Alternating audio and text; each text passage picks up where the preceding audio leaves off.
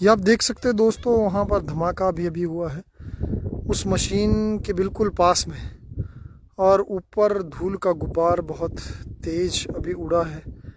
और मैं धरने पर यहाँ पर बैठा था, एक और उससे पहले एक ब्लास्ट और हुआ है। और ये आप देख सकते हैं बिल्कुल मशीन के पास हुआ है, और मशीन के ठीक नीचे ये देखिए उसी जगह पर ब्लास्ट हो रहा है जहाँ पर पहले से इनके ऊपर एफआईआर हो चुकी है। तो ये उस कार्यप्रणाली पर भी सवाल उठा रहा है जो जिम्मेवारी लेते हैं इस खनन की, कि हमारी निगरानी में हो रहा है। कहाँ है वो नुमाइंदे? उनको देखना चाहिए कि अगर कंपनी अपना खनन कर रही है और दोबारा से, ये तो गुंडई है ही, ये आप सभी को नज़र आ रहा है कि गुंडई तो कंपनी पहले से कर रही है। अंबुजा सीमेंट धड़ाधड़ ब्लास्टिंग कर रही है, व्यापार करना है इनको लोगों की जान की कोई पड़ी नहीं है यहाँ पर। तो बहुत ही तेज अभी ब्लास्टिंग हुई, जिससे भागकर मुझे यहाँ आना पड़ा, क्योंकि वैसे तो हम यहाँ पर धरने पर बैठे हैं, लेकिन उसके बावजूद इन पर कोई असर नहीं है। एफआईआर हो चुकी है, कोई इनको डर नहीं है किसी का, और ये धड़ाधड़ अपना काम जो है काला बाजार इसको जारी रखे हुए हैं। तो दोस्तों यहाँ पर मैं बताना चाहूँगा कि जैसे कि मैं आपको बार बार ये वीडियो के लाइव के माध्यम से ये चीज़ें तो बता ही रहा हूँ कि किस तरह से कंपनी बिल्कुल बेखौफ बेलगाम हो चुकी है अपने काम को अंजाम देने के लिए, और अपने जो ग्रीड है, अपना जो लालच है, इसको बढ़ाने के लिए लोगों की जान को भी खतरे में डाल रही है। ये आप रोज़ लाइव में भी देख रहे हैं, और आप इस बात से बिल्कुल अवगत हैं कि किस तरह से अभी घमारो जो गांव में ब्लास्ट हुआ था, उस मामले में अभी तक एफआईआर नहीं की गई है।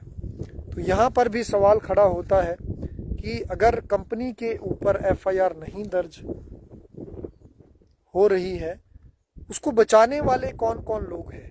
क्यों कंपनी को बचाया जा रहा है कि एक मामले में एफआईआर हुई, वो भी सिर्फ एक धारा बीएनएस की 125 के धारा के अकॉर्डिंग इनके ऊपर किया गया, और बदले में जब हमारे ऊपर, अगर मैं अपनी बात करूं तो सिर्फ यहाँ पर शांतिपूर्ण धरना प्रदर्शन पर बैठने के बाद सिर्फ हम लोगों पर, मेरे ऊपर अलग अलग धाराएं लगाई गई, जिसमें इन्होंने कुछ किस तरह की टेक्निक्स यूज़ करी, ये तो अडानी ग्रुप जाने।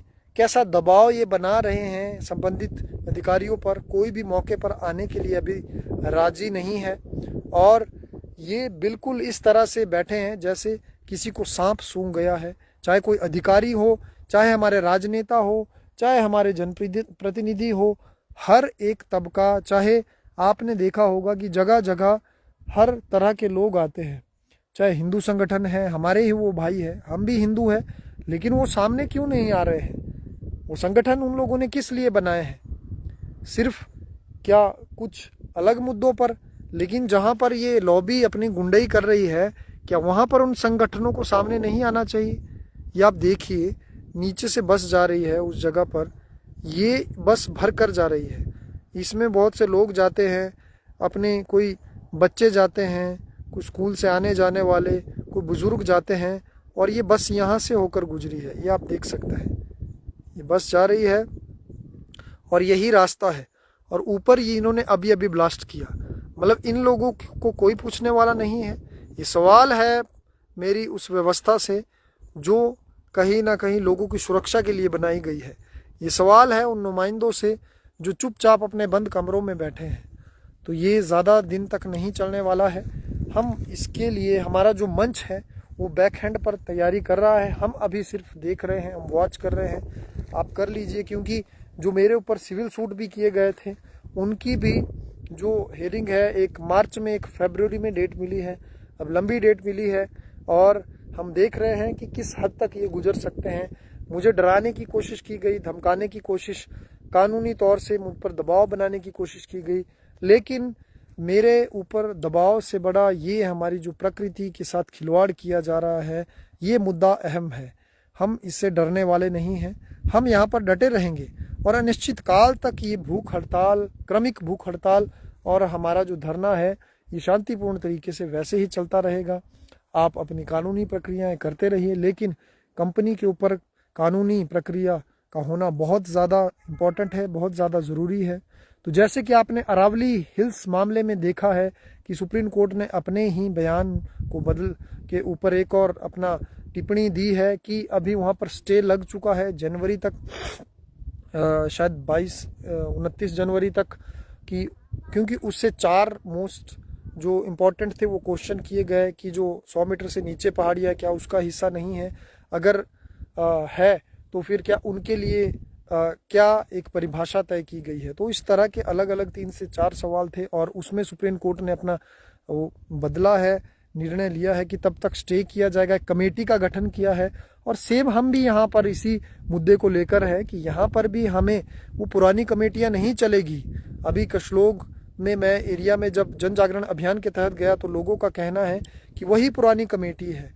और एसडीएम कार्यालय मीटिंग में भी मुकेश सक्सेना जी के सामने एसडीएम महोदय जी ने कहा कि हमारी एक कमेटी है कशलोग वाली पुरानी, तो वो कमेटियां हमें नहीं चाहिए।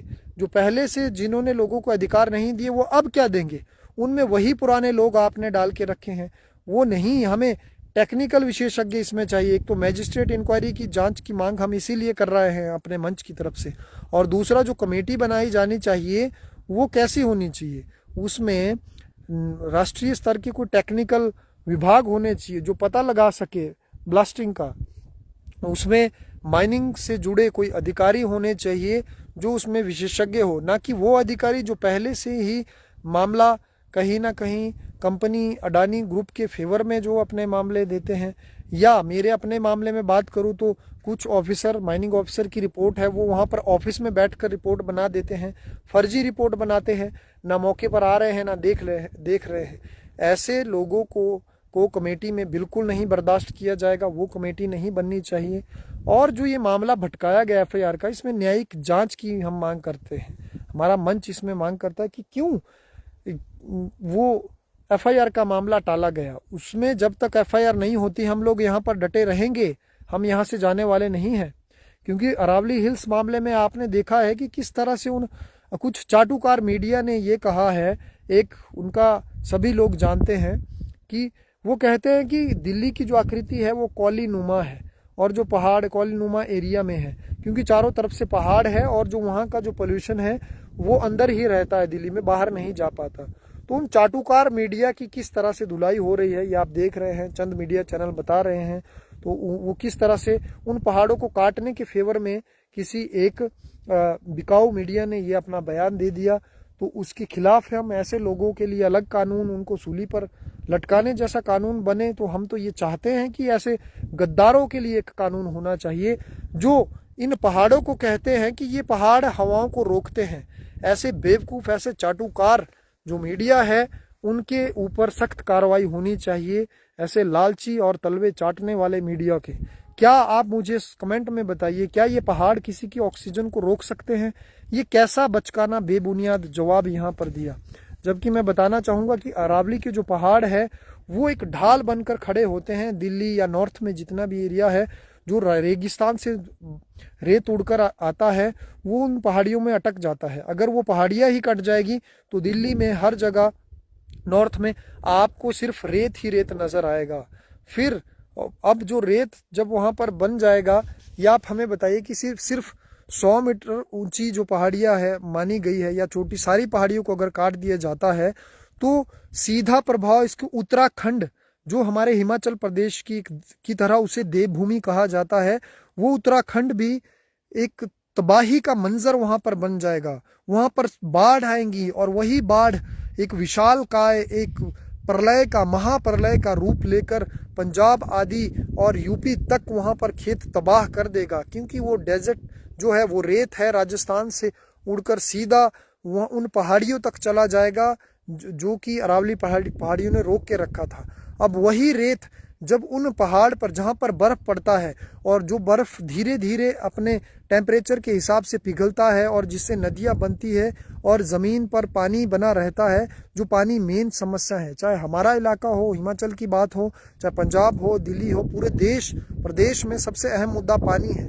तो उन ग्लेशियर में, उन पहाड़ों के नीचे जब वो रेत चला जाएगा तो ऊपर जो पहाड़, क्योंकि ऊपर वाले पहाड़ जो ऊंचे पहाड़ होते हैं वहां पर ज्यादा बर्फ पड़ती है, तो इतनी स्पीड से वो पिघलने लगेगा क्योंकि नीचे रेत बैठ जाएगी। और रेत जब नीचे बैठेगी तो नीचे की जगह पे बर्फ टिक नहीं पाएगा, वो जल्दी जल्दी पिघलेगा। क्योंकि रेत आपको पता है एक ज्वलनशील में भी आता है, जब धूप पड़ती है तो उसमें जल्दी से वो पिघल जाती है चीज, चाहे वो बर्फ हो चाहे उसमें किसी भी तरह की चीज हो। तो नीचे नीचे जब पहाड़ियों में वो रेत बैठ जाएगा तो ऊपर की जो पहाड़ियों के ऊपर बर्फ पड़ी होगी वो इतनी स्पीड से पिघलेगा कि वो पिघल कर एक सैलाब का रूप ले लेगा, और उन नदियों से बहकर वो इस तरह के, जैसे ये घर बने हैं आपने सराज-आफ्ता में देखा, जो जो घर रास्ते में आए वो सब घर जलमग्न हो गए, तबाह हो गए, और उन लोगों को अपनी जान बचाकर वहां से भागना पड़ा। और जो बूढ़े बुजुर्ग वो किस तरह से, एक सिर्फ 22 सेकंड का समय भी, 30 सेकंड का समय भी नहीं मिला, वो लोग वहां से भाग गए। तो ये मंजर आपने अपनी आंखों से देखा। तो ये सब कुछ होने वाला है इसके बाद। इसीलिए उन अरावली के पहाड़ों को बचाने के लिए वहां पर लोग एकजुट हुए, उन्होंने धरना दिया, लाठियां खानी सही समझी, आंसू गैस के गोले उनके ऊपर फेंके गए। लेकिन आज कहीं ना कहीं वो सुप्रीम कोर्ट से ये जो डिसीजन आया है, ये हक में आया है लोगों की सांसों के, ये हक में आया है इन पहाड़ों में रहने वाले जीव जंतुओं के, वो हक में आया है उन लोगों के ऊपर हो रहे अन्याय के खिलाफ, और उनकी आवाज के हक में आया है कि हमें भी खुली हवा में सांस लेने का, जिंदा रहने का हक है। क्योंकि अगर हम सांस ही नहीं ले पाएंगे, जो कि अनुच्छेद 21 का उल्लंघन है कि आप जिस पर्यावरण में, जिस जगह में रहते हो, आपको अधिकार है खुली हवा में सांस लेने का, और उस अधिकार को वो छीनने में लगी है ये लॉबी, ये अंबुजा अडानी सीमेंट या जगह जहां जहां इनके प्लांट है उसको छीनने में लगी है। ना लोगों के हक दिए जा रहे हैं, ना लोगों को मुआयना दिया जा रहा है, ना लोगों को औने पौने दामों में खरीदने की ये जो कोशिश या ये षड्यंत्र है, ये लगातार अंबुजा कंपनी यहाँ पर कर रही है। और ये सिर्फ, इससे कुछ नहीं होने वाला, सिर्फ प्रलय आने वाला है, ये दुनिया तबाह होने वाली है। और लोगों को, और इसमें जो मारे जाएंगे, मैं हमेशा बोलता हूँ, वो मारे जाएंगे छोटे तबके के, मिडिल क्लास या लोअर मिडिल क्लास। क्योंकि जो तबाही आएगी, सुनामी आएगी, वो हम आप लोगों के ऊपर सबसे पहले आएगी। जो अपने कमरों में, बंद कमरों में बैठकर जो डिसीजन लेते हैं इन पहाड़ों को काटने का, और बाद में जनता के ऊपर वो इल्ज़ाम मढ़ देते हैं, उन्हीं के चाटुकार कमेंट करते हैं या कहते हैं कि तुमने ज़मीनें क्यों बेची। अब वो कहीं ना कहीं नई नई रणनीतियाँ कर रही है ये लॉबी भी, तो उनको दिक्कत नहीं आने वाली है, ये हम आप लोगों को आने वाली है। पानी हर साल 3 मीटर अपने स्तर से नीचे जा रहा है। आपको बताना चाहूँगा, अरावली हिल्स में लगभग 2 करोड़ लीटर से भी ज़्यादा पानी उन नदियों में स्टोर रहता है। तो वो जब पहाड़ ही कट जाएंगे, उस पानी का क्या होगा, जिससे दिल्ली या नॉर्थ का पूरा एरिया और उस जंगल में रहने वाले जीव जंतु जो अपना पानी पीकर अपनी स्पीशीज को कहीं बचाए रख पा रहे हैं, वो भी खत्म हो जाएगी।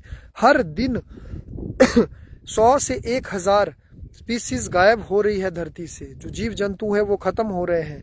जो अब आप बताइए कि जो बैलेंस रख रहे थे सृष्टि का, वो तापमान कैसे बढ़ रहा है, कितनी तेजी से। आज आप देखिए, यहाँ पर हमारे मंच की तरफ से कुछ लोग कह रहे हैं, जम्मू कश्मीर से एक हमारे भाई आ रहे थे, तो आज फ़ोन पे बात हो रही थी, वो कह रहे थे कि संदीप भैया की हमारे वहाँ पर हर जगह बारिश हो रही है, जम्मू कश्मीर से लेके हर जगह। और मैं बहुत खुशी मनाकर ये घर आ रहा था कि हमारे सोलन जिले के अर्की उपमंडल के दाड़ला घाट में जहां माइनिंग चली है, वहां पर हमारे घर है, हमारे घरों पर भी काफ़ी महीनों बाद बारिश की बूंदें आएगी और हम नए साल की ये खुशी मनाएंगे। और लेकिन वो उनका कहना था कि जैसे ही मैं दाड़ला तक पहुंचा, वहां तक तो बारिश हो रही थी, लेकिन अपने घरों की तरफ आने लगा, इस काला बाजारी के पास जो घर बने हैं, अपने घर की तरफ पहुंचा और देखा सरप्राइजिंगली कि वहां पर एक बूंद भी नहीं पड़ी है। ये देखिए दोस्तों, कोई बारिश नहीं यहाँ पर हुई है।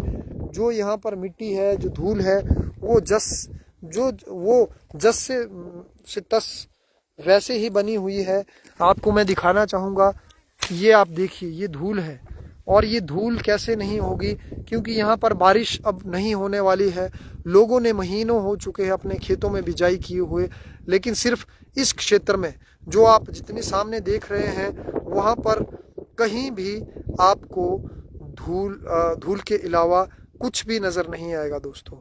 ये है, ये अब चंद कुछ यहाँ पर चाटुकारों ने आनंद लिया, ज़मीनें बिकवा दी और अपने इस पहाड़ी के ऊपर अपनी मशीनरियाँ लगा दी, और उन्हीं के कुछ चाटुकार यहाँ पर उनके फेवर में खड़े होते दिखाई दिए नज़र आते हैं, उनकी गाड़ियों में घूमते हैं और उनके साथ रात में मीटिंग करते हैं, और शाम को अपना चकना और 2 पैग लगाकर अपने आप को बादशाह समझते हैं और सोचते हैं कि इस मुहिम को हम कैसे ऐसे बताएं कि ये भी कोई एक जाल है, ये भी कोई एक ट्रैप है।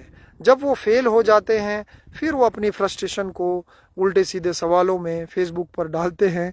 और लेकिन उन दलालों को मैं कहना चाहूँगा कि जिस उम्र में आप लोग ये दलाली का कारोबार और दलालों के साथ हाथ मिलाने के लिए उनकी गाड़ियों में घूमते थे, उस उम्र में हम रातों को तपते थे। ये पर्यावरण के मुद्दे को समझने के लिए हम रातों को तपते थे। और ये वही जयचंद हैं, आप मेरे फेसबुक पर कई जगह देख सकते हैं। उनके पास प्रश्न होते हैं, और प्रश्न इसके लिए नहीं कि प्रकृति का क्या होगा, उनके पास प्रश्न होते हैं कि क्या आप चाहते क्या हैं, आपको किस बात का लालच है। लेकिन उनको 2 कौड़ी के बिन पैंदी के लोटों को ये पता नहीं है कि आप जैसे घटिया लोगों की वजह से यहाँ के लोगों को कहा जाता है कि आपने ज़मीनें बेची। ये वही लोग हैं जो अंग्रेजों के साथ हाथ मिलाते थे और हमारे देश को बिकवा देते थे, और वहाँ पर खड़े होकर कोर्ट में गवाही देते थे कि भगत सिंह जो कर रहा था वो गैर कानूनी था, वो आवाज़ उठा रहा है वो देशद्रोही है। लेकिन मैं इतना कहना चाहूँगा सभी दोस्तों से, और ये भी मैं सीधे कहना चाहूँगा कि आपको वो वाक़या याद होगा कि जब भगत सिंह आदि जब उनको अरेस्ट किया गया था, जब उन्होंने असेंबली में बॉम्ब का जो धमाका किया था, उस वक्त का मंजर सभी भूल नहीं सकते युगों युगों तक। आपने फिल्मों के माध्यम से, टीवी के माध्यम से देखा है।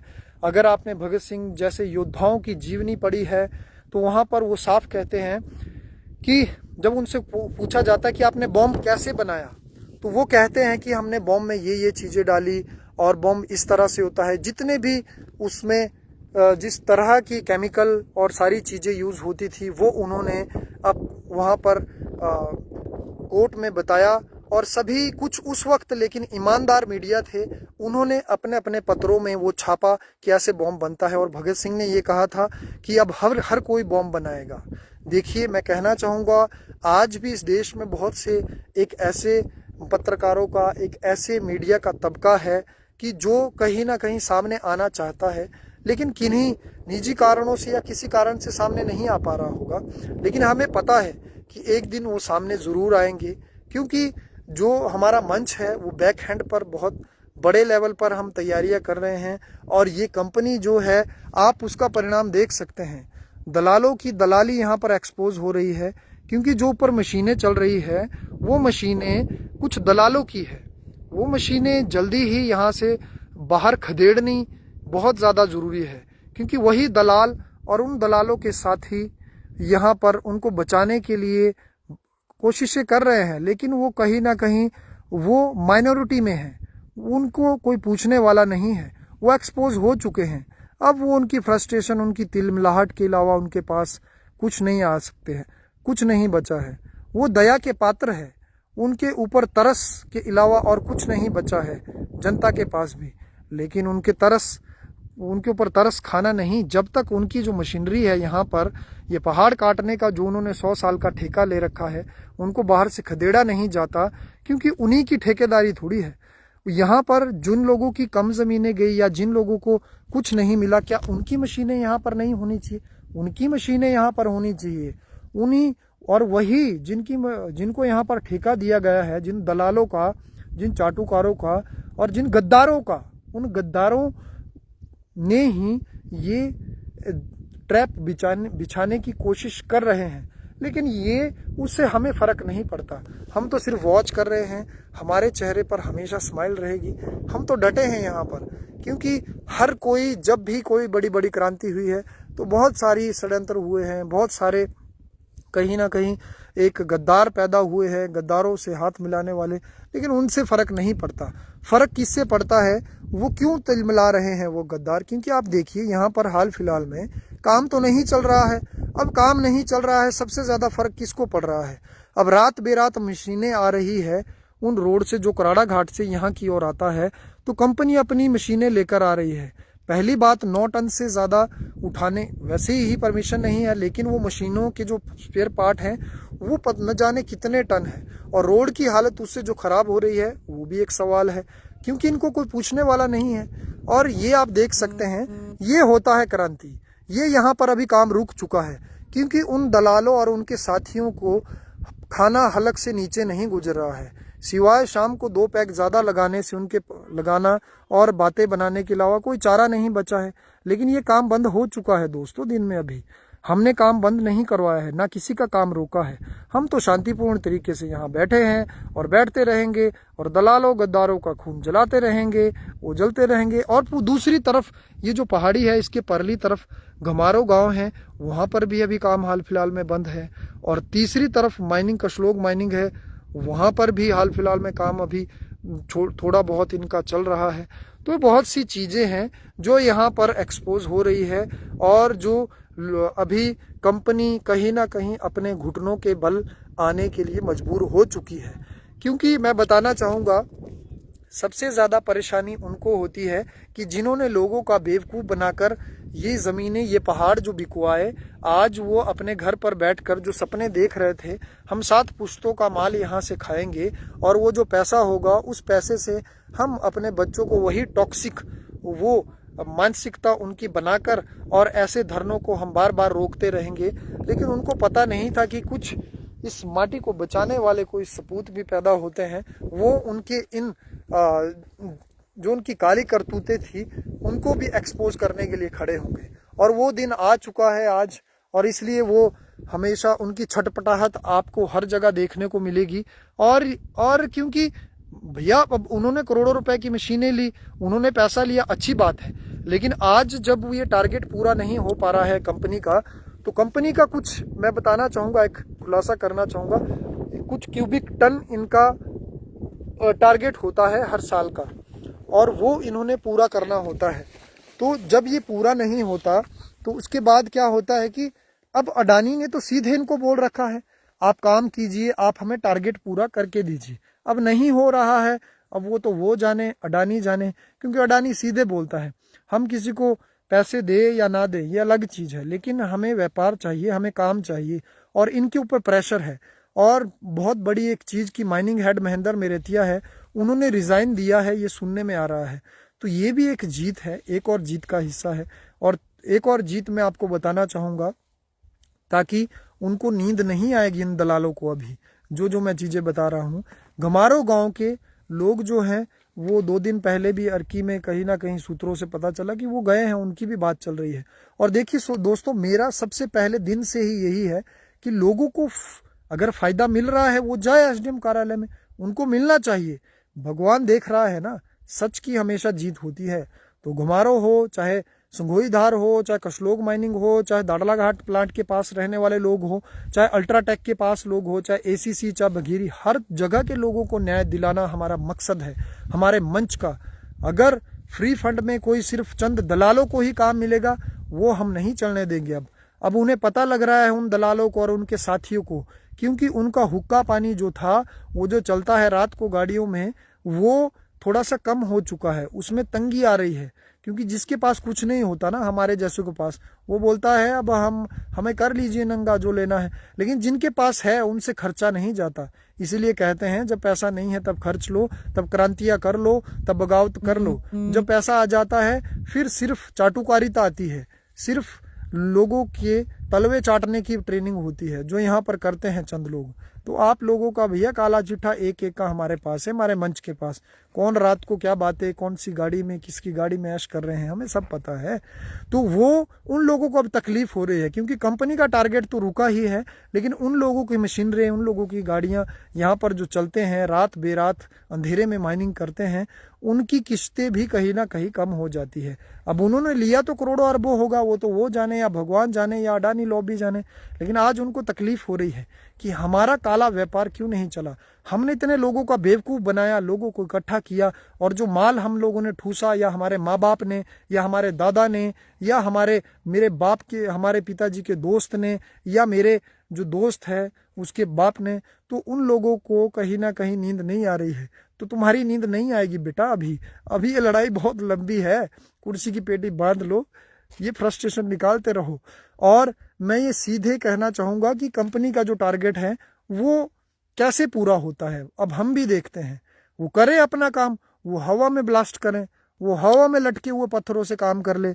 यहाँ पे काम अभी बंद है हाल फिलहाल में, यहाँ पर काम करेंगे तो इन लोगों को अभी स्ट्रैटेजी बनानी है, जितनी भी स्ट्रैटेजी करें, क्योंकि कंपनी ने कुछ लोगों से बात करी है कि उनके जो कंपनी को डिस्कस करी है, जो टेक्निकल जो मशीनरी है उससे जुड़े कुछ टेक्निकल कंपनी से बात हुई है, जो हमारे पास अभी पता चला है उसी कंपनी के कुछ अधिकारियों से।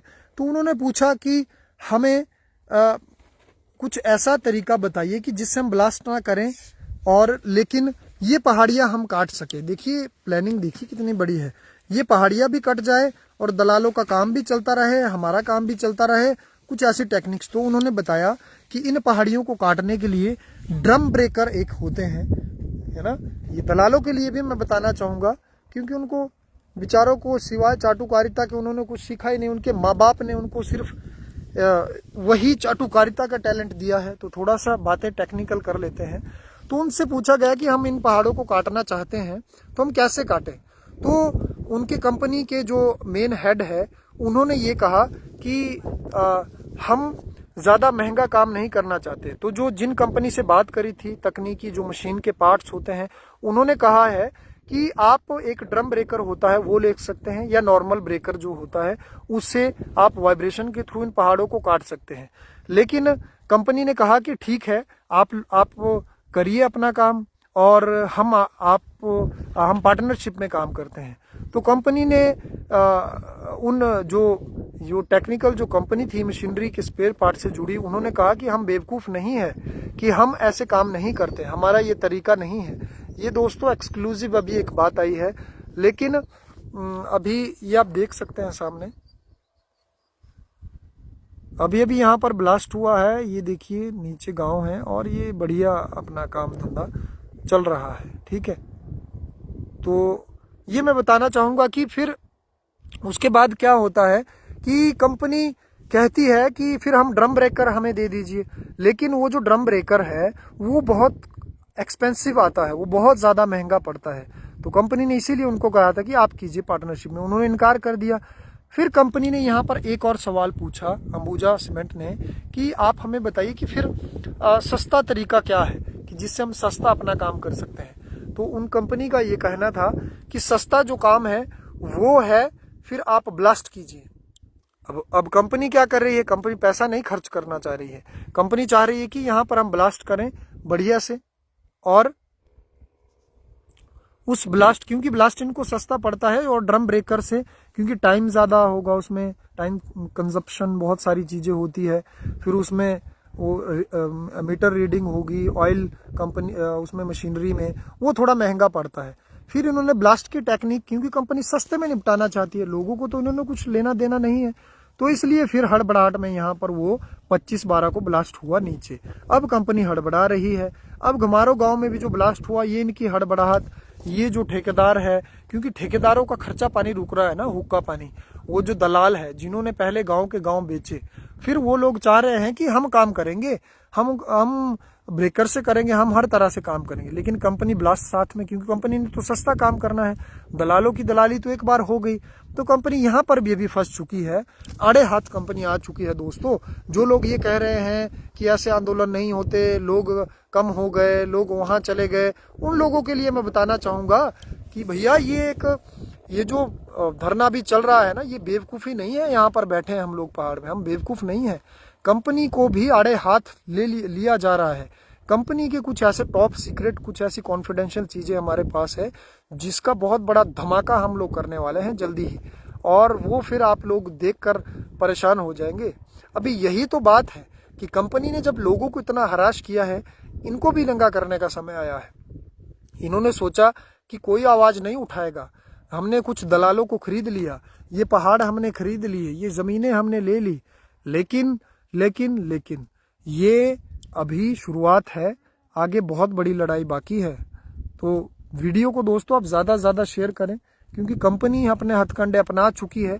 कंपनी ने 2 मेरे ऊपर एफआईआर भी कर ली है, 2 सिविल सूट, एसडीएम ऑफिस से अलग नोटिस, वो 4-5 चीज़ें साथ साथ चलती रहेगी। मैं तो कहता हूँ 5 क्या 500 हो जाए, 500 क्या 1000 हो जाए, 1000 क्या 1 लाख कर दे मेरे ऊपर, कोई दिक्कत नहीं है। कंपनी को अभी कंपनी के बैकफुट में ले जाने का समय आ चुका है। देखना है जोर कितना बाजुए कातिल में है, और हम लोग यहाँ पर डटे हैं। ये धरना टूटने वाला नहीं है, ये चलता रहेगा, ये अनिश्चित काल तक चलता रहेगा।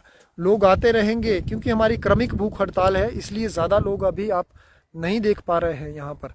कि कभी जैसे मैं आ जाता हूँ, फिर 2 लोग और आ जाते हैं, फिर कभी कोई और आ जाते हैं, इस तरह से ये चलता रहेगा। ये सिलसिला ये अनिश्चित काल तक ही है। ये मैं कहना चाहूँगा उन बंद कमरों में मीटिंग करने वालों से, आप करिए इंतज़ार। मैं तो अभी पेशी थी, मैं जनता को बताना चाहूँगा, मैं अर्की गया भी नहीं, काम हो रहा है, वहाँ पर वकील काम करेंगे, उनका काम है। और धन्यवाद है ऐसे ईमानदार वकीलों को, मैं सल्यूट करना चाहूँगा। जो क्रांति एक उठी है कंपनी के खिलाफ, उन क्रांतिकारियों की आवाज़ के लिए खड़े हो रहे हैं हमारे भाई। लेकिन दूसरी तरफ मैं उन वकीलों को भी कहना चाहूँगा जो कंपनी की तरफ से लड़ते हैं या लड़ रहे हैं, भैया आप लोग भी ये जहर खा रहे हैं, आप लोगों के ऊपर भी, आपके बच्चों के अंदर भी ये धूल मिट्टी ये सब कुछ जा रहा है। तो आप लोगों को भी ये चीज़ देखनी पड़ेगी, सोचना पड़ेगा कि आप लोग लड़ते तो हैं कंपनी की तरफ से, कोई बात नहीं, हमें कोई इशू नहीं है, वो हम भी डिफेंड करेंगे। लेकिन इस चीज़ के बारे में भी सोचना बहुत ज़्यादा ज़रूरी है। हमें पता है कोई ना कोई तो लड़ेगा, कोई ना कोई तो कंपनी की तरफ से सामने आएगा। ये सारी चीज़ें हैं। तो दोस्तों आप वीडियो को ज़्यादा से ज़्यादा शेयर करें यहाँ पर, क्योंकि ठंड बहुत ज़्यादा है, हाथ बिल्कुल कांप जाते, इतनी ठंड है। आपको पता है कि बर्फ़बारी ऊपर ऊपर हुई है, यहाँ पर नहीं हुई है, ये अलग चीज़ है। यहाँ पर अभी बारिशें नहीं हो रही है, ये सबको पता है कि क्यों नहीं हो रही है। तो यहाँ पर सुबह से शाम तक रहना ही एक बहुत बड़ा चैलेंज है। तो आप लोगों का सबसे बड़ा साथ यही है कि आप लोग वीडियो को शेयर करते रहें, ताकि लोगों को एक बल मिलता रहे कंपनी के खिलाफ आवाज़ उठाने में। और बहुत से लोग और भी आ रहे हैं हमारे साथ, धीरे धीरे जुड़ रहे हैं अलग अलग क्षेत्रों से। और हमारे जो जनप्रतिनिधि हैं, इलाकावासी और ग्रामवासी, अलग अलग जगह से, मैंने उनको बोल ही दिया है कि आप लोग अपनी कार्यकारिणी की बैठक में, पंचायत में आप बैठकर एक, क्योंकि हमारे जो प्रधान हैं उन्होंने भी कहा कि संदीप भाई आप बहुत अच्छा कार्य कर रहे हैं, आपके कारण एसडीएम कार्यालय में मीटिंग हुई। तो मैं उनसे ये दोबारा से अपील करना चाहूँगा कि महोदय जी, क्योंकि हमारे उप प्रधान जी राजेश पुरी जी वो तो आए भी है पहले हमारे धरने पर, और जो हमारे बीडीसी जो मेंबर है हमारे राजेंद्र कुमार जी वो भी आए हैं। तो आप लोगों से मेरा निवेदन है कि आप अपने पंचायत में कार्यकारिणी बैठक में प्रस्ताव पारित करें, और यहाँ पर जो खनन चल रहा है इसके खिलाफ यहाँ पर धरने पर आने के लिए हमारा साथ दे। हम आपका इंतज़ार कर रहे हैं।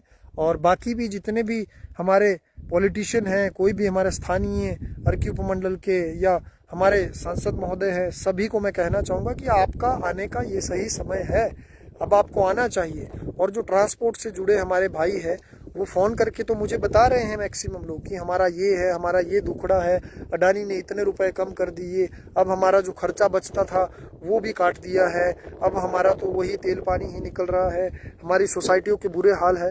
तो आप लोगों को भी यहाँ पर मेरे ख्याल से आना चाहिए। आपका सभी का हम वेलकम करते हैं। और क्योंकि ये मुद्दा एक इंसान का, कुछ चंद लोगों का नहीं है, ये पर्यावरण का, और उससे जो जिन लोगों को, जो इफेक्टेड लोग हैं, जिनके अधिकार है, चाहे ट्रांसपोर्ट से जुड़े लोग हैं, चाहे रोजगार से जुड़े हैं, चाहे हमारा पानी का मुद्दा है, पानी सूख चुका है, चाहे पोल्यूशन है, चाहे हमारे स्वास्थ्य से जुड़े मुद्दे हैं, उन सभी लोगों को, इफेक्टेड लोगों को के आने का ये सही समय है। चाहे हमारा मजदूर यूनियन है तो उन लोगों को भी यहाँ पर आए और आपका वेलकम है और लोगों का साथ दें, क्योंकि हमारी एकजुटता ही कंपनी का जवाब है। और अभी आपको ये भी पता है कि अगर कोई पॉलिटिशियन यहाँ पर होता या किसी भी पार्टी से कोई बड़े नेता होते तो लोग भागे भागे उनके पीछे आते। लेकिन ये भी सवाल है कि क्या जब पॉलिटिक्स बीच में आती है तभी लोगों को आना चाहिए? क्या मेजोरिटी आप देख रहे हैं कि यहाँ पर 1000 लोग इकट्ठे हों तब हम लोग अपने घर से निकलेंगे? जब आप लोग ये सभी लोग ये सोचेंगे तो फिर यहाँ पर आएगा ही कौन? एक बात है, यहाँ पर वही चंद लोग आते रहेंगे। तो इसलिए आप सब लोग मुझे पर्सनली कॉल करके या अपने दुखड़े भेजकर उससे बात नहीं बनेगी। आप लोगों को यहाँ पर आना पड़ेगा, क्योंकि आप सभी लोगों का हमारा ये मुद्दा है। चाहे नौकरी से जुड़े लोग हैं, किसी को नौकरी से निकाला है वो मेरे पास डॉक्यूमेंट भेज रहे हैं, चाहे वो किसी भी जगह से किसी भी तरह से डायरेक्ट इनडायरेक्ट इफेक्टेड है, आप मौके पर आइए। और इनकी ईंट से ईंट वैसे भी बजने वाली है, लेकिन अगर आप